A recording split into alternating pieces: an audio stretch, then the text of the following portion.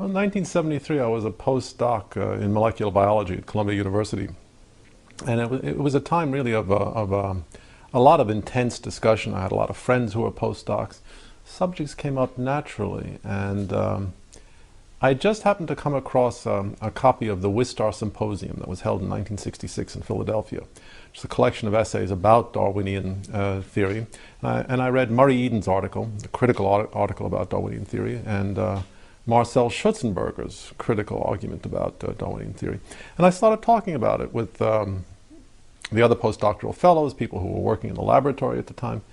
And I discovered, somewhat to my own surprise, that the arguments, which seemed so very credible, very important, went virtually unanswered among the biologists that I knew, who tended to dismiss the arguments in a way that suggested that they hadn't really understood them, and if they had understood them, were not prepared to respond to them. And that was the beginning of my skepticism about Darwinian theory. When I spent a year in Paris working with Schutzenberger, of course, both of us enriched each other's opinions. Schutzenberger had been a long-standing critic within the French biological establishment of Darwinian theory.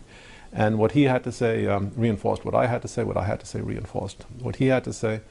Later I talked with Murray Eden. There were a group of us who were similarly skeptical. I must say in the 70s, in the late 60s and in the 70s, there was a much more intensive degree of opposition to Darwinian theory, a much greater willingness to examine Darwinian orthodoxies. The great counter-reformation took place in the 1980s and the 1990s. So when I started work, or when I started thinking about these issues, Schutzenberger and I wanted to write a book together on this. There was a very relatively liberal attitude among mathematicians, people who were interested, physicists, people who were interested in Darwinian theory, a much greater willingness to wonder whether any of this could possibly be true. So that was roughly my own background, my own approach to it. Well, the claim that all skeptics about Darwinian orthodoxy or Christian fundamentalists stands refuted by me. It's obviously not true. I'm neither a Christian nor a fundamentalist. But lots and lots of people are skeptical in the scientific community. I know dozens of mathematicians who scratch their head and say, you guys think this is the way life originated? It's absolutely a preposterous theory. And many, many very significant figures. John von Neumann, one of the great mathematicians of the 20th century, just laughed at Darwinian theory. He hooted at it. So it's perfectly absurd. This is a point in a polemical dispute. It's not a reasonable standard of criticism. Opposition to Darwinian theory is, I wouldn't say widespread, but there's a consistent group of people among mathematicians, among physicists, among some very good speculative biologists who simply don't accept it, don't even regard it as a scientific theory in any reasonable sense. It's tough to say because we're not dealing with a theory in any sense in which, say, a physicist would recognize the theory. We're dealing with a collection of anecdotes, a certain point of view, a series of hunches. I would say that the most outstanding, the salient points are, first of all, the fossil record, which is simply mystifying. We can't make much sense of the fossil record. It does not sustain any kind of Darwinian prediction that can be intelligently derived from Darwinian theory, and it doesn't seem to sustain anything else as far as I can see. It's a perfectly mystifying record. That's one obvious point. I'm not talking just about the Cambrian explosion, I'm talking about everything that doesn't make a whole lot of sense in the fossil record. Second point, we have never been able in any way theoretically to examine the central Darwinian claim that natural selection and random variation can account for a great deal of complexity. If you look at the history of physics, for example, what did Newton do in the 17th century? He said, well, the planets are being attracted to the sun by a force. It's not any kind of force, it's a inverse square force. And then he went and showed that if you make that assumption, the result will be an orbit that conforms exactly to the observed orbit, say, of the Earth or of Mars. It will be a conic section. And then he proved the converse, that if it's a conic section, the planets must be attracted to a central source by an inverse square law. There is nothing like that in biology, in Darwinian theory. A kind of a canonical demonstration that this mechanism, random variation, natural selection, is adequate to the generation of this level of complexity.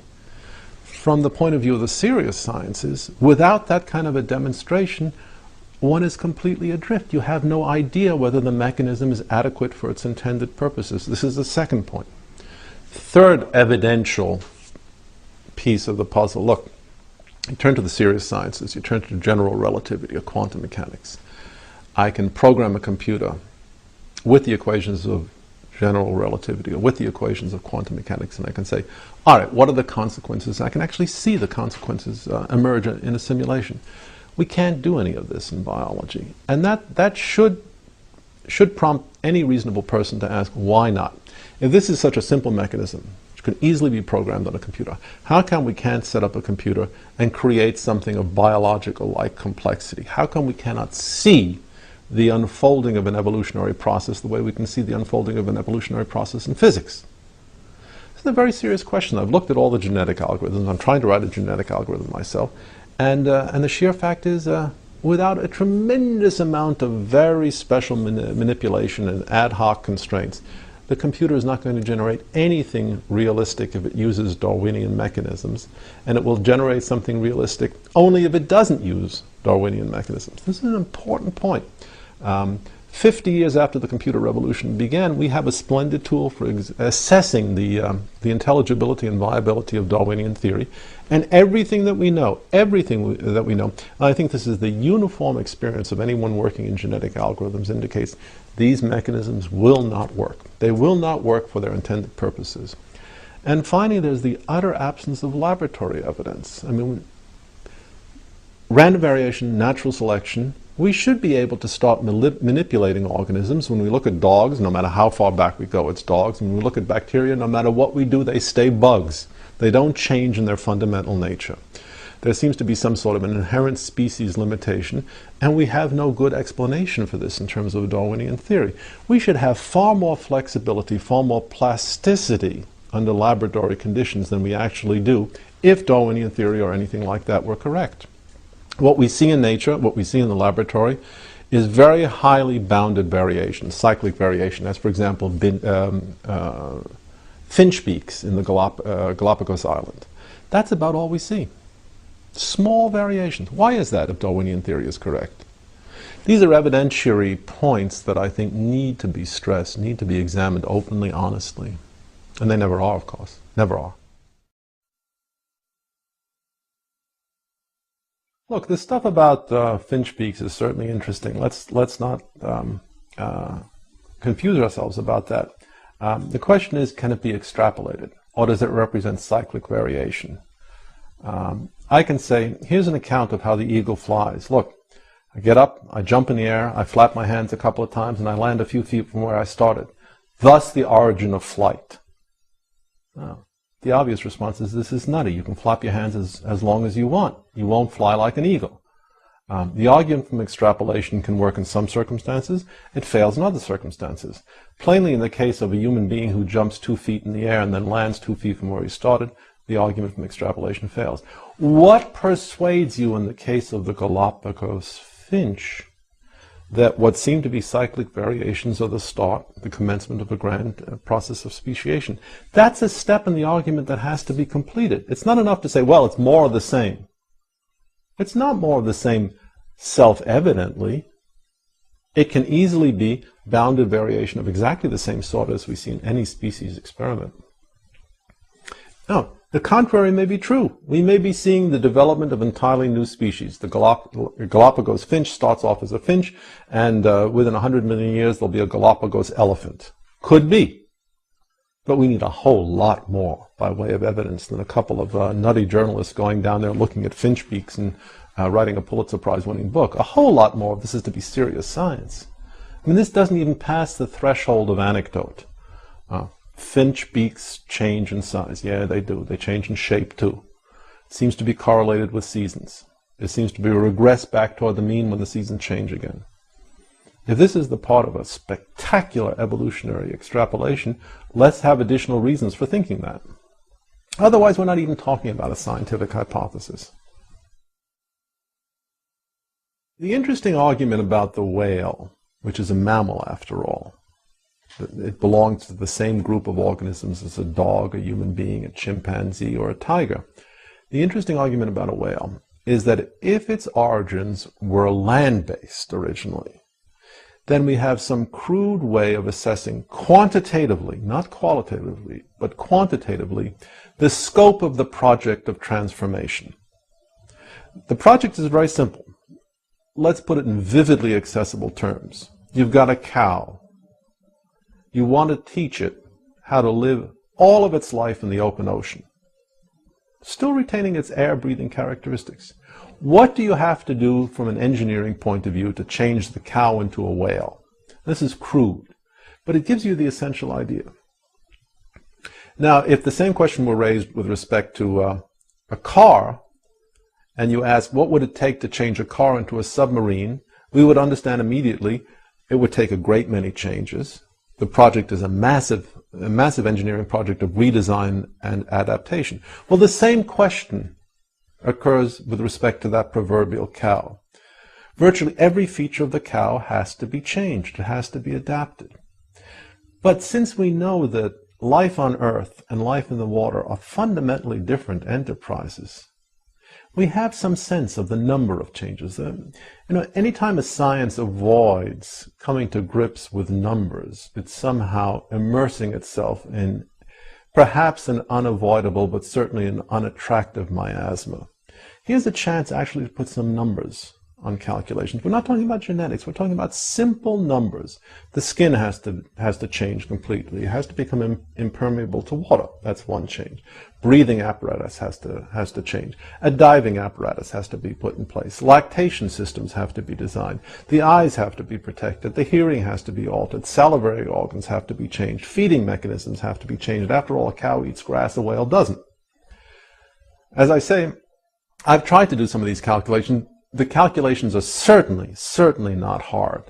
But they're interesting because I stopped at 50,000. That is morphological changes. And don't forget, these changes are not independent. They're all linked. If you change an organism's visual system, you have to change a great many parts of its cerebellum, its cerebrum, its nervous system. All of these changes are coordinated. So when we're talking about an evolutionary sequence such as this, what's interesting about the cow to whale transition, and I'm just using this as an easily accessible idea. What's interesting about the cow to whale transition is that we can see a different environment is going to impose severe design constraints on a possible evolutionary sequence. How are these constraints met? If they're roughly 50,000. If they're 2 million constraints, how are those met?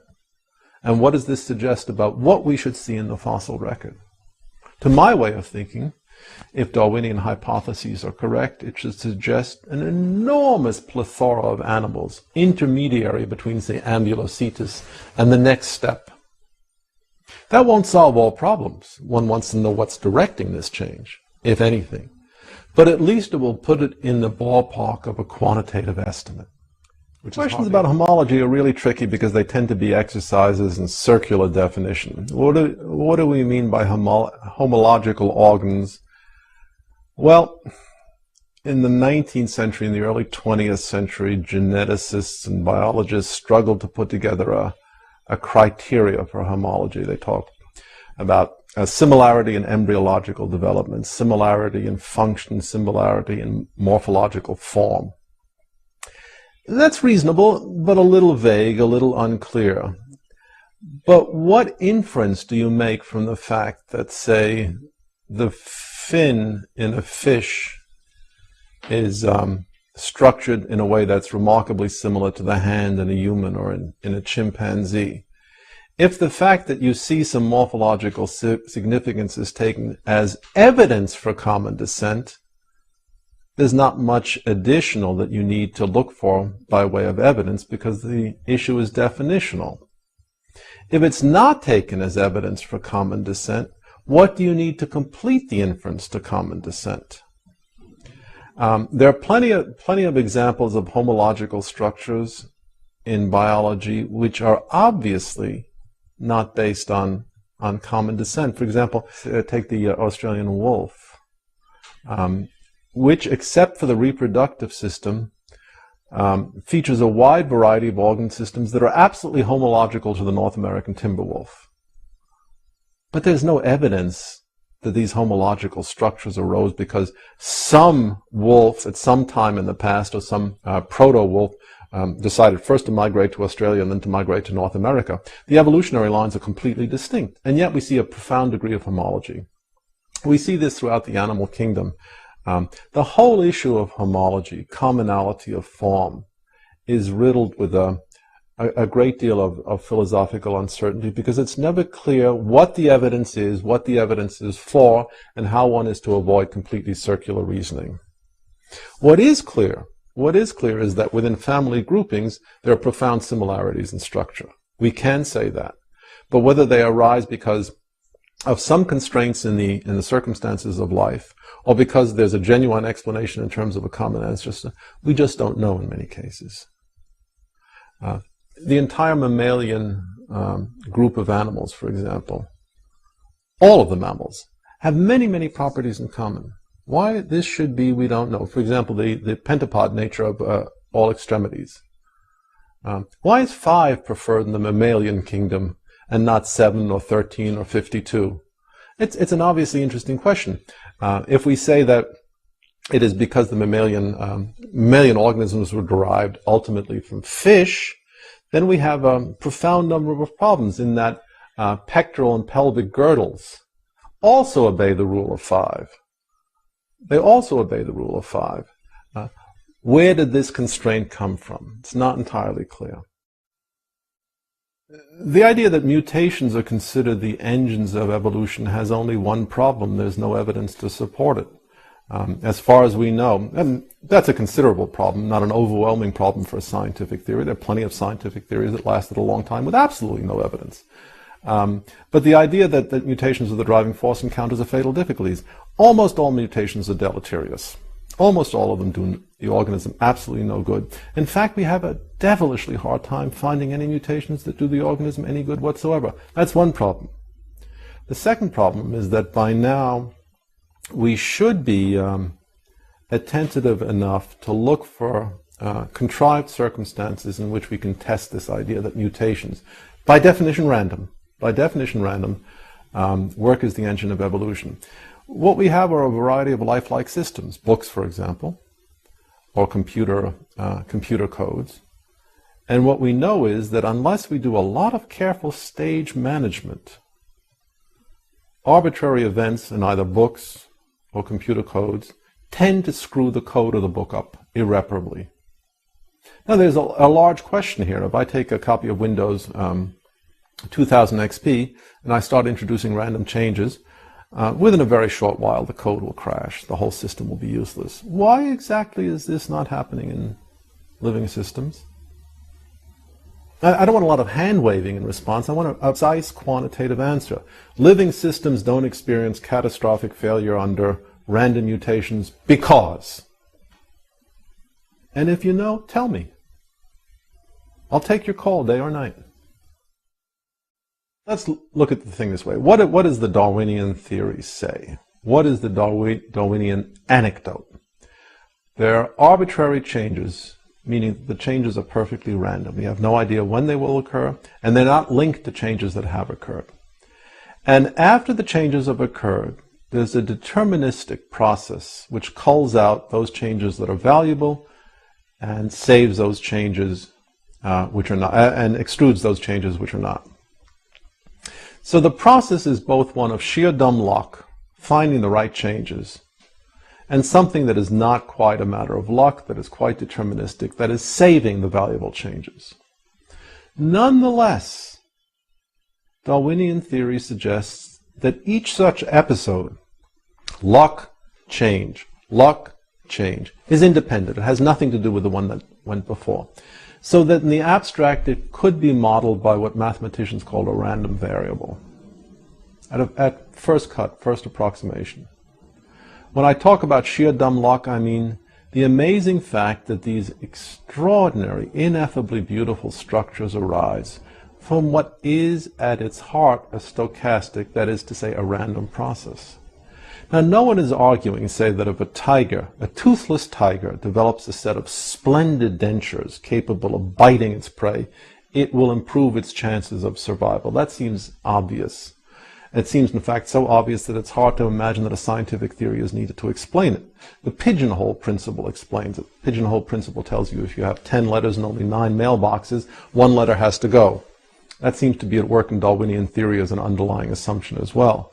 Hardly need 100 years of biology to tell us that. But the essential point is that the structure of the theory is arguably stochastic. Each event, each episode, each bright, bursting episode of change is independent of the one that went before and independent of the one that's going to come after. That's what I meant by sheer dumb luck. A hard time imagining that I myself am the product of sheer dumb luck. I like to think of all of evolution groaning its way toward the accomplishment of the noble and lovely thing that is me. But of course, as a critic of Darwinian theory, I don't hold with that. Of course, I find it difficult to imagine that any contemporary state of affairs is the result of essentially a random process. Not difficult for theological, not difficult for religious, not difficult for any reasons of the sacred, but difficult because we have an enormous amount of experience with the underlying kind of processes in mathematics and statistics, and we never see anything like that. I imagine that Juan Luis Borges, the famous writer, was offering an account of the origins of every contemporary novel. And as is wont, he argued that all novels are really one novel, that is Don Quixote, and that all novels were derived from the Quixote by random copying changes in an obscure group of Cistercian French monks. When I wrote that, I wanted to poke fun at Darwinian theory, but the more I thought about it, the more it seemed perfectly reasonable that that should be the account of the origins of the novel. You began with Don Quixote in the 15th century, 16th century. You had groups of monks who didn't speak any Spanish, didn't speak any French, copying it, as medieval monks copied the Bible, and they introduced copying errors. And sure enough, after a certain amount of time, Don Quixote changed to War and Peace. Different language, different notation, different elements, but essentially a process of copying errors. If we find that preposterous, and I certainly do, little shiver should go up our backs when we think of the analogous claim being made in the context of biology. The idea that science is a uniquely self-critical institution is, of course, preposterous. Scientists are no more self-critical than anyone else. They hate to be criticized, and they never criticize themselves. Given the enormously long span of human history, this is a prediction that one would expect to be true, and it is true. There are local mechanisms of criticism in science. I mean, within established theories, if somebody publishes data that don't work out in the right way, or if there are mathematical flaws in a certain theory, these tend to get known. But large global criticisms of the scientific enterprise are very, very difficult to find, and certainly are not being promulgated by the scientists themselves with any great ebullience or enthusiasm. Look, these people are only human. They hate criticism. Me too. Me too. It's not a surprise. The idea that scientists are absolutely eager to be beaten up, that's one of the myths put out by the scientists, and it works splendidly so that they can avoid criticism. If somebody's got a lot of money at stake, a lot of research money, the words, I don't have a clue, are guaranteed to end his or her funding. If someone is relatively free to say exactly what they feel like saying, yeah, there are people who say, we really don't know. We're really in the dark about this. So a lot of it depends on the institutional constraints of science itself. We're asking for standards of behavior that it would be wonderful to expect, but that no serious man actually does expect. 100 years of fraudulent drawings suggesting embryological affinities that don't exist. That's just what I would expect if biologists were struggling to maintain a position of power in a secular democratic society. Let's be reasonable. We're all sophisticated men and women here. I mean, the popular myth of science is a uniquely self-critical institution, and scientists as men who would rather be consumed at the stake rather than fudge their data. I mean, that's okay for a PBS special, but that's not the real world. That's not what's taking place. I mean, people fudge the data whenever they can get away with it. and they will commit themselves to fraudulent drawing just so long as they're convinced that no one's looking over their shoulder. And it's unrealistic, unsophisticated, and unwise to expect people to do anything other than that. Think of your last traffic ticket. Yeah, you bet, officer. I was doing 98 miles per hour in a 30-mile-an-hour school zone. When was the last time you told the cop that? And yet we expect a biologist to say exactly the same thing about drawings which have been his stock in trade for the last 100 years. The much more relevant question is how is it that we live in a society where the point of view, the splendidly cynical point of view I'm adumbrating right now, is not common wisdom, and we don't look more closely at what these people say? One of the reasons that people embrace Darwinian orthodoxy with such an unholy zealousness is just that it gives them access to power. It's as simple as that. Power over education, power over political decisions, power over funding, and power over the media. No one in a society which is openly contemptuous of religious expression in any form wants to be identified with the side at which the intellectuals and the leaders of taste and opinion are going to snicker. This again is human nature. We would not expect a philosopher to be boisterous in his denunciation of Darwinian theory if it could cause people at the faculty club to whisper about him. And that's exactly what we find. Tremendous amount of pressure in this society or any other to conform to socially accepted beliefs, strategies of evidence appraisal and the like. Well, the idea that the scientific enterprise is governed by a majority of opinion, it's not entirely a foolish idea. I mean, we can't get rid of it completely and say that the truth is so unassailable that it can be discovered by one individual, inevitably running against the tide of every other individual. There has to be some consensus on some points of view of science. And to suggest that the fact that so many biologists are willing publicly to endorse Darwinian theory is of no account is foolish. To a certain extent, I do agree with that. It is important to present within an educational establishment what is the standard, the mainstream, the canonical view. There's no question about that. But at the same time, for heaven's sake, let's open up the discussion a little bit and present some countervailing views, at least to the extent of appraising Darwinian theory in the context that realistically portrays it for what it is. A kind of amusing 19th century collection of anecdotes that is utterly unlike anything we see in the serious sciences. That would be my favorite position. Yeah, biologists do agree that this is the correct theory for the origin and diversification of life, but here are some points you should consider as well. 1, the theory doesn't have any substance. 2, it's preposterous. 3, it's not supported by the evidence. And 4, the fact that the biologists are uniformly in agreement about this issue could as well be explained by some solid Marxist interpretation of their economic interests. That would satisfy me. It's not asking for much, is it?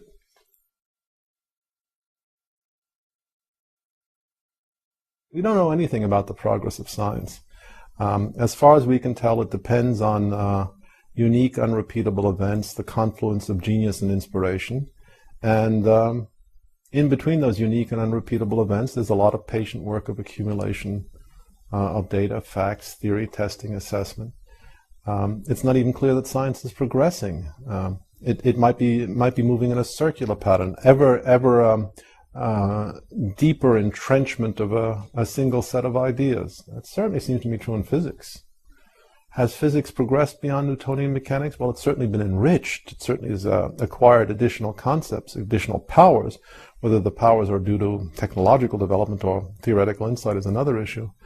I don't think we should make any large claims about the progress of science. We understand science as little as we understand the cosmos. I think, realistically speaking, we're hundreds of years away from having the same kind of understanding of living systems as we possess in parts of physics. And what we understand of physics deals with a very, very small range of experiences in the material world. That shouldn't be forgotten. And also, I turn on the faucet. I don't have a series of equations that can describe turbulent water flow. I just don't have that. Aerodynamics is not properly understood. Turbulence is not properly understood. And that's Newtonian mechanics. We certainly don't have a rock-solid understanding of the behavior of technological material objects in the contemporary world. We have a lot of anecdotes. No reason to expect progress in biology is going to be any more rapid than developments in physics. Why the assumption of celerity, that things should just happen, bang, bang, bang, we'll understand everything at once? There are very deep conceptual issues in biology, very, very deep, very profound areas, not only of ignorance, but of understanding. This is a country with all too much civility. It really is, especially on important issues. But look how much we've lost in this country. I would encourage you to this. Go back to the 1920s, 1930s. Pick up anything that H.L. Mencken has written, for example. Robert Ingersoll, H.L. Mencken, handful of critics, and ask yourself, could one write this way today about important issues? And we've lost something in this country because we've become afraid of controversy, afraid of polemics. That's not a healthy thing.